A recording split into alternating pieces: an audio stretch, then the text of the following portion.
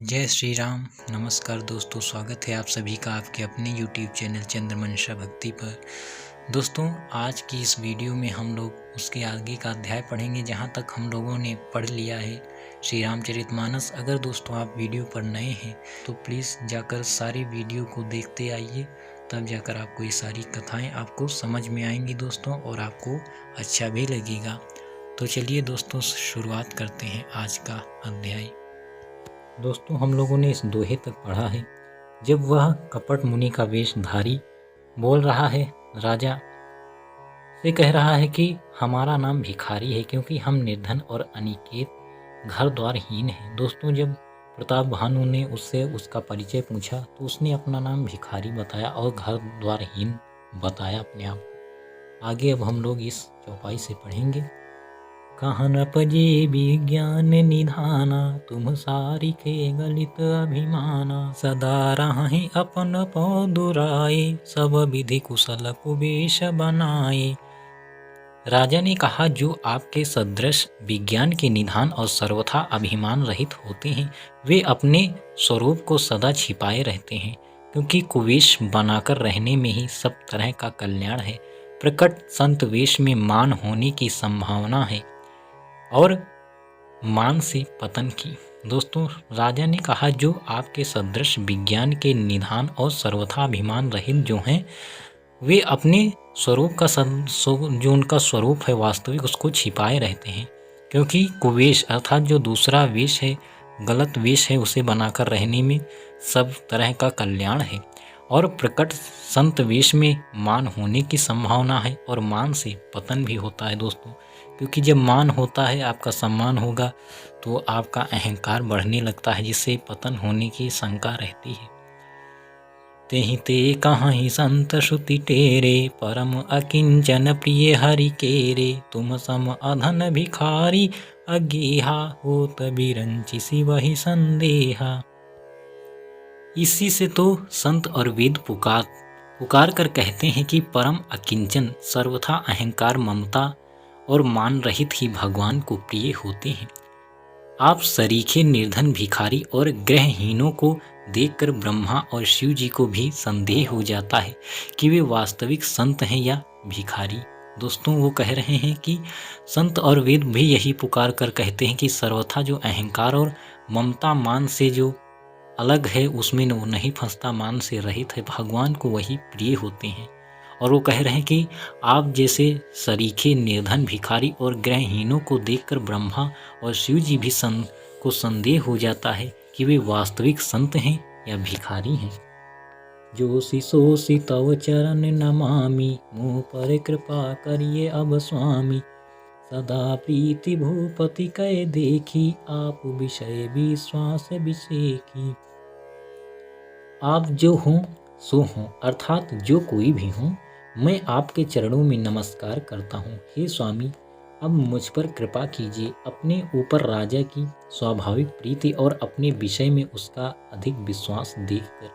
दोस्तों, राजा ने कहा, आप जो कोई भी हों, मैं आपके चरणों में नमस्कार करता हूँ और मुझ पर आप कृपा कीजिए। जब उन्होंने ऐसा देखा कि राजा को मुझ पर विश्वास अधिक हो गया है, तो देखिए वो क्या करता है।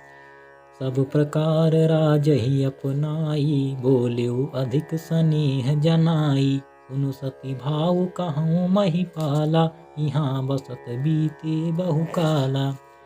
सब प्रकार से राजा को अपने वश में करके अधिक स्नेह दिखाता हुआ वह कपट तपस्वी बोला, हे राजन सुनो, मैं तुमसे सत्य कहता हूँ, मुझे यहाँ रहते बहुत समय बीत गया है। दोस्तों, जब जान लिया कि राजा हमारे वश में हो गया है, जो हमने बताया है उसको मान लिया है, तो वो जो कपट तपस्वी है वो उसने कहा, हे राजन सुनो, मैं सत्य ही कहता हूँ कि मैं यहाँ बहुत दिन से या बहुत समय से यहाँ रह रहा हूँ, मैंने यहाँ बहुत समय बीत गया है रहते हुए।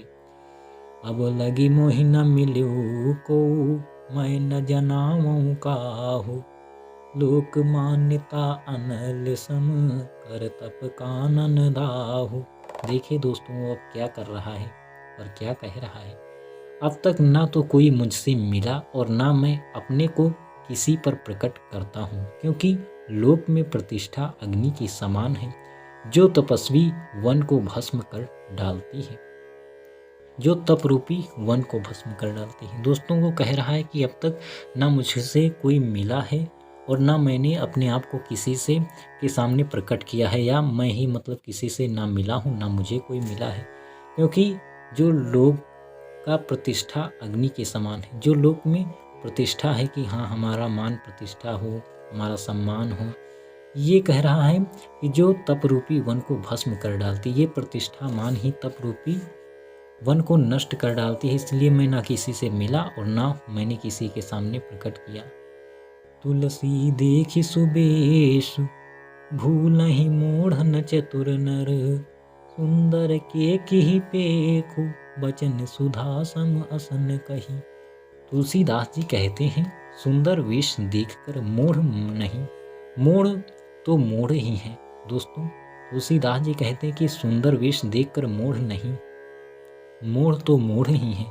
चतुर मनुष्य भी धोखा खा जाते हैं। दोस्तों अगर सुंदर रूप देखा है तो मूढ़ जो हैं, जो अर्थात जो मूर्ख हैं, वो चतुर मनुष्य भी उनके सामने धोखा खा जाते हैं। मूढ़ तो मूढ़ नहीं है। सुंदर मोर को देखो, उसका वचन तो अमृत के समान है और आहार सांप का। दोस्तों जो मोर है, सुंदर आवाज़ भी है उसकी, सुंदर शरीर भी है, लेकिन उसके वचन अमृत के समान होने के बावजूद वह आहार सांप का ही करता है। तो क्या कहा जाए। ताते गुप्त रहूं जग माही, हरितज किमपि प्रयोजन नाही। प्रभु जानत सब बिनहि जनाए, कहु कवन सिद्धि लोक करि झाई। कपट तपस्वी ने कहा, इसी से मैं जगत में छिप कर रहता हूँ। श्री हरि को छोड़कर किसी से कुछ भी प्रयोजन नहीं रखता। प्रभु तो बिना जनाए ही सब जानते हैं, फिर कहो संसार को रिझाने से क्या सिद्धि मिलेगी। दोस्तों वो अब देखिए कैसे राजा को बता रहा है। वो कह रहा है इसी से मैं, ये सब कारण हैं, इसी से मैं छिप कर ही रहता हूँ, क्योंकि भगवान तो सब जानते ही हैं और मुझे संसार को जनाने से क्या फ़ायदा। भगवान तो बिना जनाए भी जानते हैं। फिर इस संसार में मुझे लोगों को रिझाने से कोई सिद्धि नहीं मिलने वाली।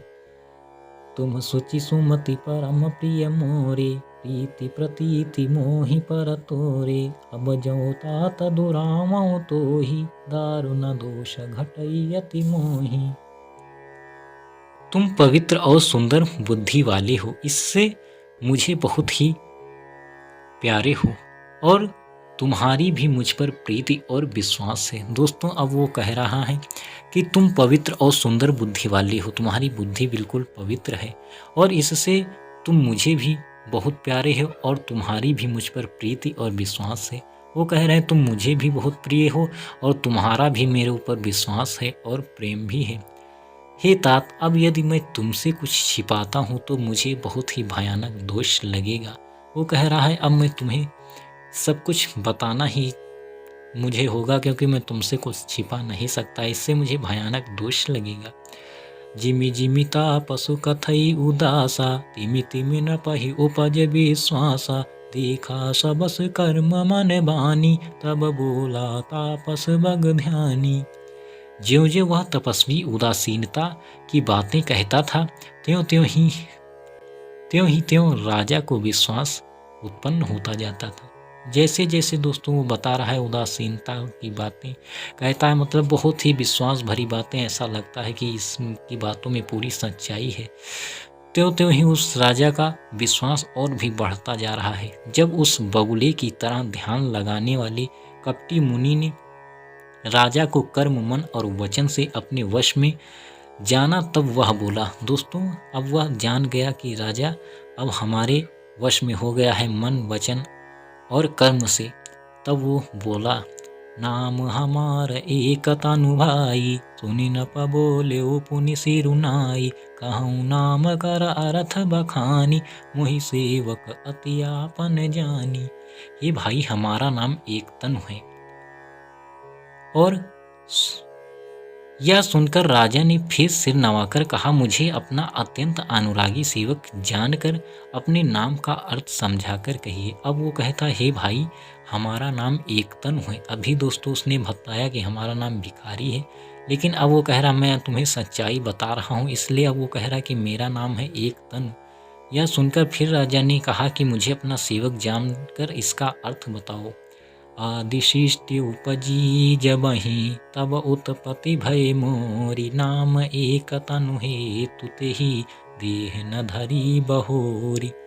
कपटी मुनि ने कहा, जब सबसे पहले सृष्टि उत्पन्न हुई थी तभी मेरी उत्पत्ति हुई थी, तब से मैंने फिर दूसरी देह नहीं धारण की, इसी से मेरा नाम एक तनु है।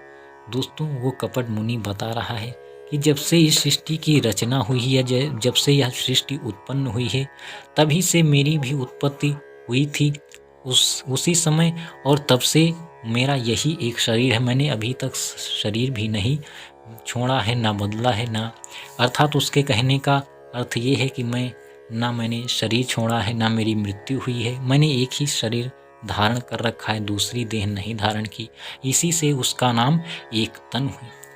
अब देखिए दोस्तों, वो क्या बता रहा है, राजा को कैसे बहला फुसला कर उनसे वो दोस्तों शत्रुता जो थी पहले की, उसी का वो बदला लेना चाह रहा है, और इसी से अपनी बातों के जाल में उन्हें उलझा रहा है। तो दोस्तों, आज के इस अध्याय में हम यहीं तक पढ़ेंगे। आगे हम देखते हैं क्या होगा इस कहानी में, इस अध्याय में। तो दोस्तों, आज के लिए यहीं तक। जय श्री राम, नमस्कार।